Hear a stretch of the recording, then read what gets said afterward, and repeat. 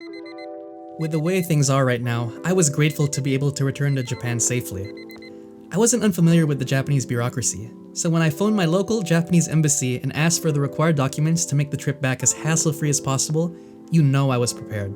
You see, Japanese immigration authorities created a list of countries they deemed were higher risk, which meant that returnees traveling from these countries to Japan would require a negative PCR test result within 72 hours of traveling, as well as self-quarantining for 14 days after arriving.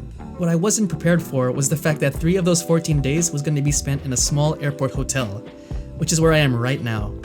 With nothing but my camera and cell phone, I documented my routine for the last 3 days.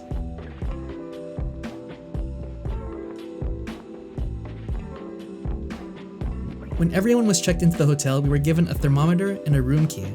Our instructions each morning before 7 a.m. was to take our temperature and record the results as well as our overall condition on their online web application, answering questions like, "Are you feeling nauseous?" to, "Are you feeling fatigued?"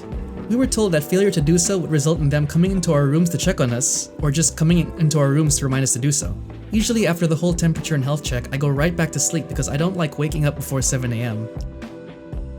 Each room has a speaker connected to an intercom on the ceiling near the door. At around noon, a voice lets us know that our lunch has been placed on a chair right outside our door. During this time, I'm either sleeping or relaxing on my bed until I decide to pick the meal up. Even though we were instructed to not leave our rooms, we can still step outside and take our meal. Every day we are given 3 meals: breakfast, lunch, and dinner. Usually the main dish being a mixed assortment bento followed by a side dish like miso soup and then 1 bottled water. Over the 3 days, the meals have been quite varied, and I was kind of surprised that we didn't have the same meal twice. Of course, before checking in, they ask if you have any allergies, to avoid any unnecessary risks. Once the meals were finished, we were instructed to leave them outside our door. If I manage to stay awake in the morning, the first thing I do is try to open my guided meditation app and start practicing. I set aside 10 minutes each day for this. I started practicing mindful meditation this year, and it's really helped in sorting my often busy and anxiety-ridden mind by being more aware of what kind of thoughts and emotions pass through my own consciousness. A guided meditation app was a huge help in getting me started on the practice in the beginning, but even if you don't use Sam Harris's app, I highly recommend any form of guided meditation that resonates with you.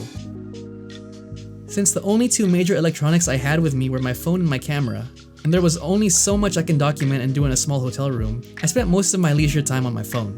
I was either watching YouTube videos in bed or on the desk from across the bed. Sometimes when I play my competitive mobile games, I sit up right on the tiny chair. Now, I don't want you to think that all I did was sit in my butt all day or lay on my back the entire day. In one of the brochures they gave us, we were all encouraged to keep ourselves healthy via exercise, which was great for me because I used to do bodyweight training a lot before hitting the gym. And I actually had some bodyweight routines that I can pull up on my phone. Luckily, the floor hotel space was actually quite adequate to do them all. It was a little bit weird though to notice the sweat spill onto the carpeted floor. So yeah, I set aside maybe 20 to 40 minutes a day to exercise.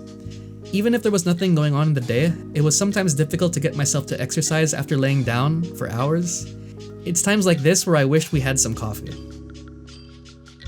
When we first entered our rooms, we were given a few bottles of water to drink.